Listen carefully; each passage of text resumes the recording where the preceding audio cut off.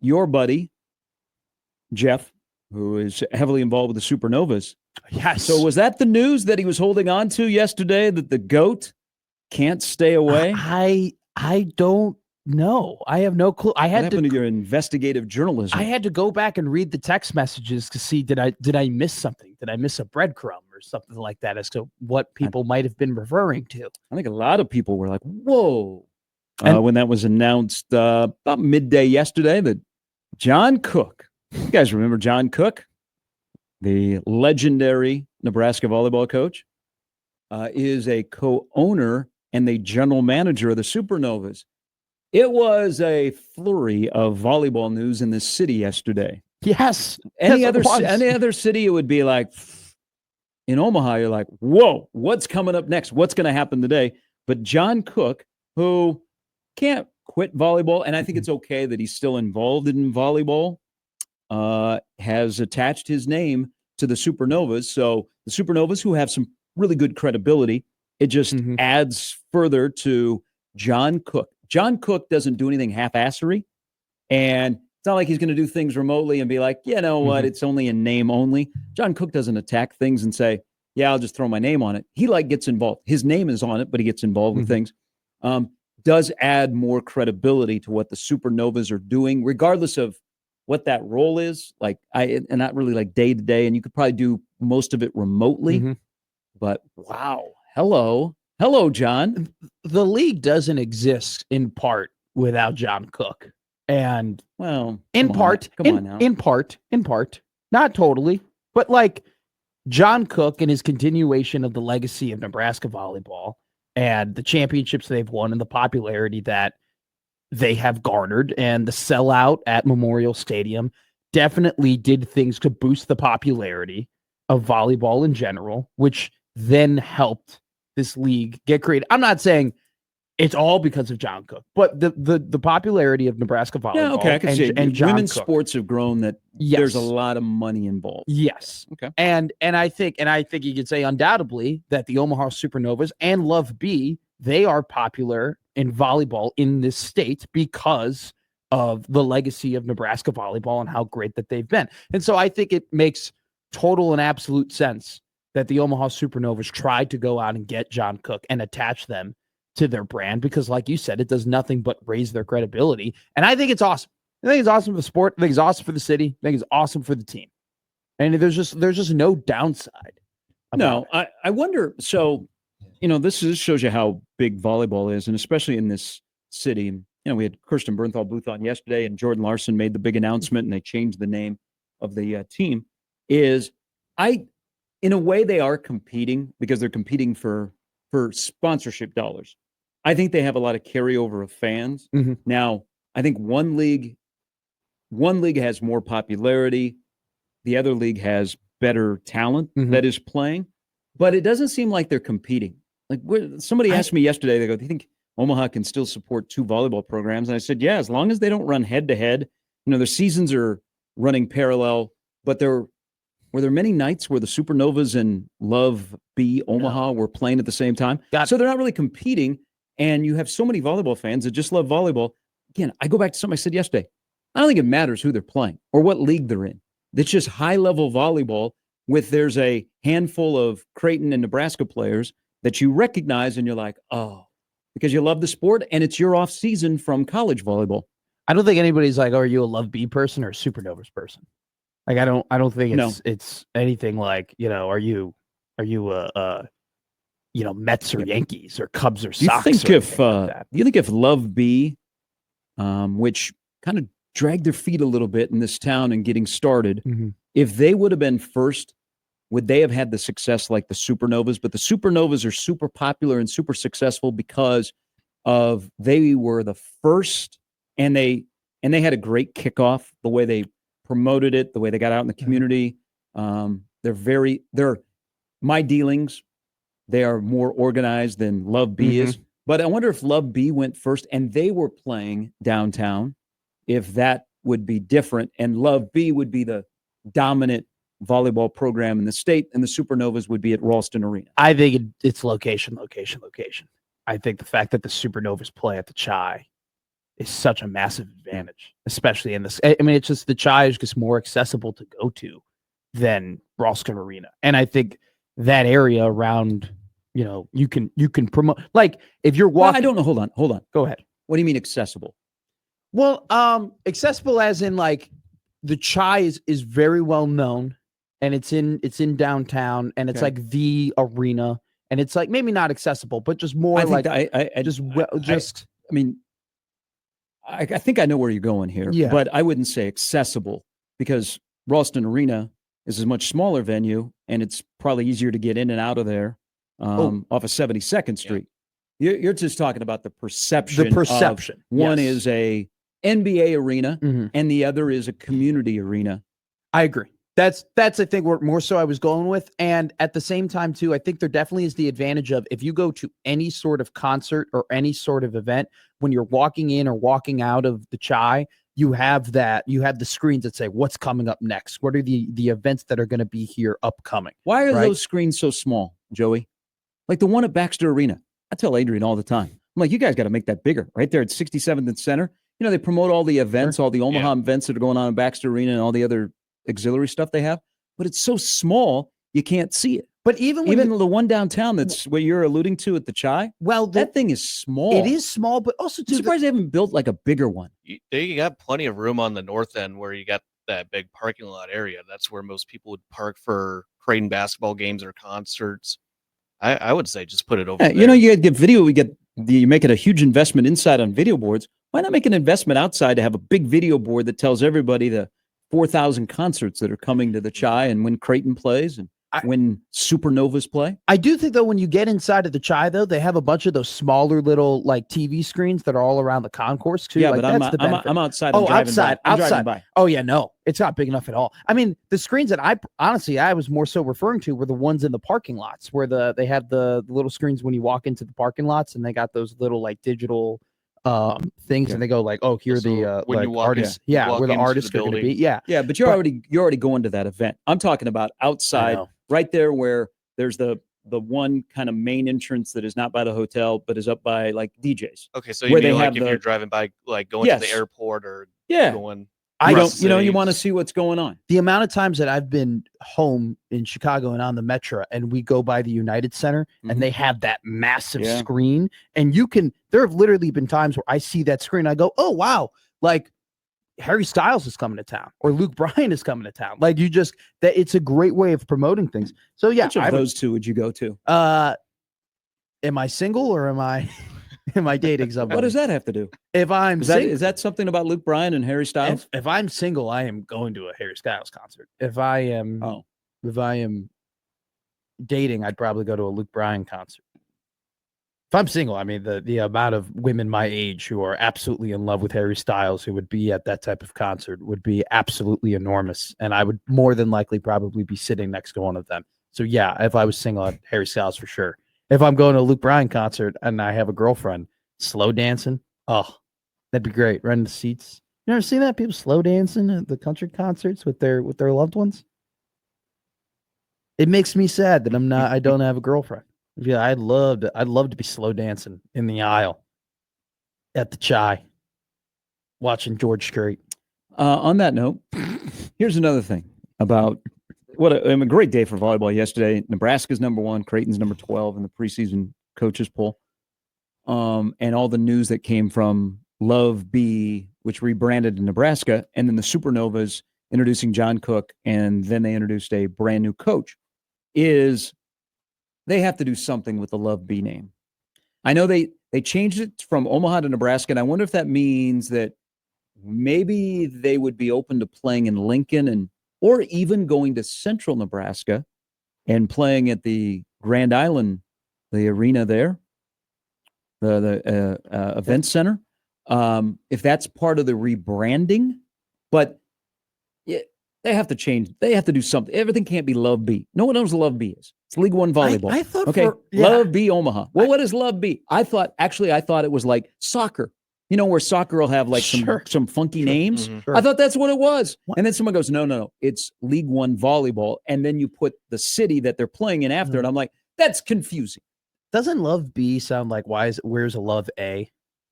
Like that, like hear me. Never thought about that. You but know, fill me in. Like Fill me in. like A and B level. Like there's USA, USL. Isn't there like USL League 1, USL League 2? Like there's Leagues 1s and league, like there's in France there's a League 1, and then I think there's actually League 2. Like when I think of Love B, I immediately, and you have the big capital B, I immediately kind of think like, is there a Love A? Maybe like I'm higher is there a level. higher level of Love Volleyball? Maybe that's me being like dumb, but like when immediately if in a league name, when I see B, because I am a soccer fan, I think, oh, this isn't the top level. I also too, I thought they rebranded to just Love Volleyball at one point, which if they haven't, they probably should, where it's just like, screw the B. Let's just stop saying the B. Just say, oh, it's Love Volleyball. I don't think, I'm telling you, I don't think the B is I think the B kind of makes it a clunky league name. So League 1 volley? No. When you just talk about the league, or you say the league's name, or you just reference the league. With Live Golf. We have love volleyball. But you know exactly what I'm saying. No, I don't. Okay, so University of Nebraska, Omaha, right? They are otherwise known as the Mavericks. Yes, Omaha. They are Omaha. Like they're not UNO. They're not Neb Omaha. Yeah, they're not UNO. They're Omaha. By the way, there are some on score bugs during the baseball season. I'll see where Omaha will go like play on the West Coast, and it's Nam. Oh yeah, really? Yeah. Or Neom. Yeah, it's a bunch of Saving Private Ryan. You know what? I don't even call them UNO anymore. If you've been a long time person in this town, you probably will always call it UNO. I don't call it UNO. I always call it Omaha.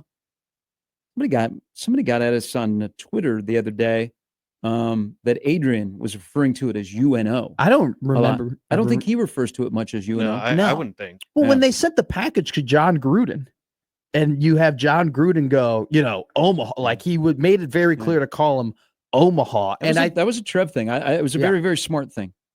I think Love could do the same thing. They just be like, hey, we're not Love B. We're just Love. We're just Love Volleyball. I'm telling you right now, I think the B is so the fact that you had Major League Volleyball. Yeah, well, I think that's a whole other league. But PVF is open. Those syllables are now for purchase. You want to use it. No longer in existence. What if they just combine the leagues? Yeah, I think that'd be great. I love your idea of them moving to Kearney. No, I said not don't move. I said you could go out Grand Island.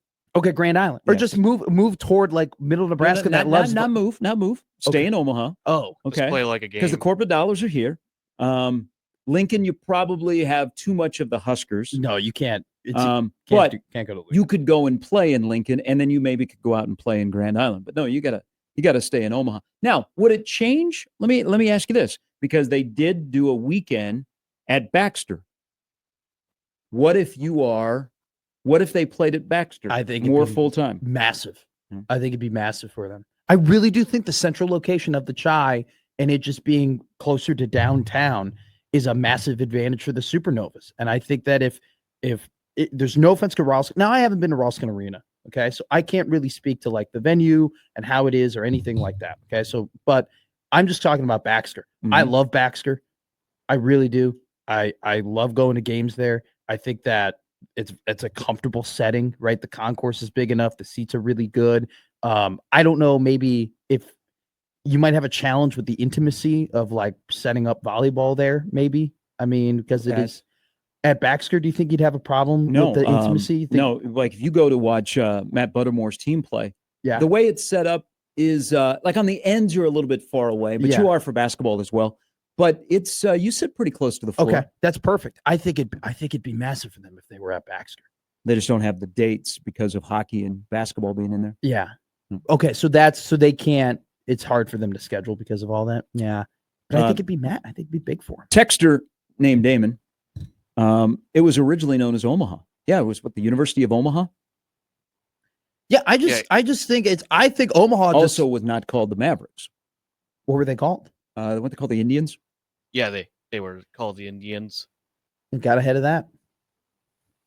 But I think that with Omaha, I think it's a really good decision to make sure that hey, you call us Omaha. We're not UNO. We're not 3 letters. We are Nebraska. We are Omaha. I think just with Love, it's just a clunky name. Love B. No, just call it Love. Or just come up with a different league name. Coming up a little bit later, just goes by one name, Sip. He'll join the program coming up at about 9:15. Does Danny Busboom Kelly have a honeymoon? No. There's no honeymoon, right?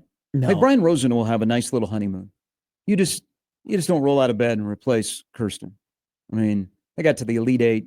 They have more front-end players to replace, and it's a brand new head coach compared to somebody who twice has been knocking on the door of winning a national championship. I like that Danny Busboom Kelly doesn't need a honeymoon and doesn't want one. Well, whether or not she wants one or not, I don't think she's going to get one because she just walks into a situation where it's immediately like she doesn't need or want one. Yeah. When your reaction to your team being number one is why wouldn't we be? I voted us number one. Now, I think the only way that Nebraska, and we kind of touched on this yesterday, is the only way Nebraska was not going to be preseason number one is they would do a ceremonial for Penn State, because if we're using DBK and she's very factual, she's going to rub some people the wrong way. She's for the brand. She just used facts. The facts are, compared to Penn State, which lost some key players off of their national championship team, Nebraska returns more of their top-end players. So if you're just going by facts, Nebraska should be number one. And I like how she handled it yesterday, because she's always been really, really confident, but she's like Joey. You don't look at her and go, oh, I bet she's sure. But you're like, God dang. She's sneaky. Nebraska's got her. She went back to her alma mater. She walked the fine line of being confident and braggadocious. But she's a no BS person.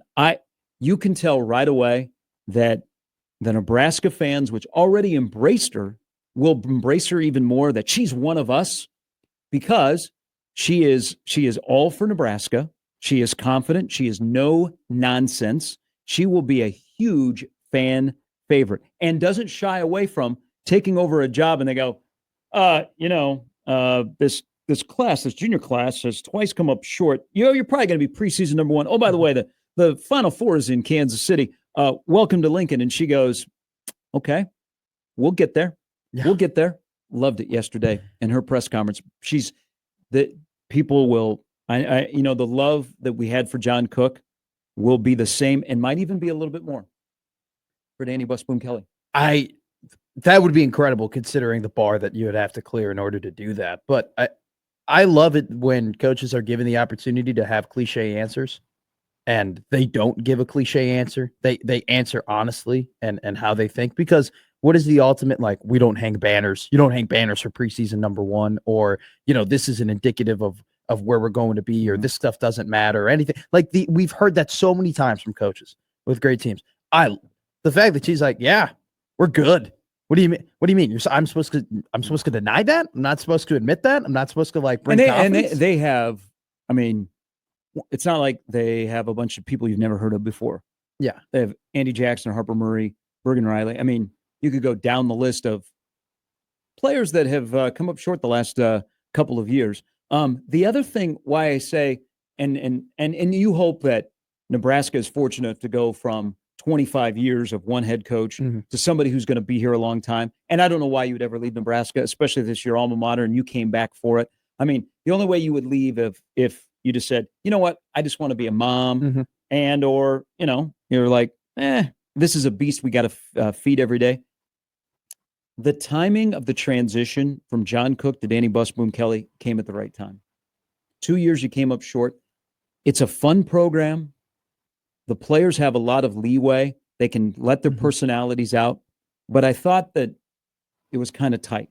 You had fun. You loved your head coach, but it was very tight. My vibe since she took over is it is still a fun program, but even more so it's just like, here we go. It's something new. It's the same expectations. It's the same people. It's the same kind of message, but it's a little bit more relaxed. And maybe that helps them this year get over the hump, which it's okay to say. I don't know that this year you can have a good season if you don't make the national championship match. I couldn't agree more.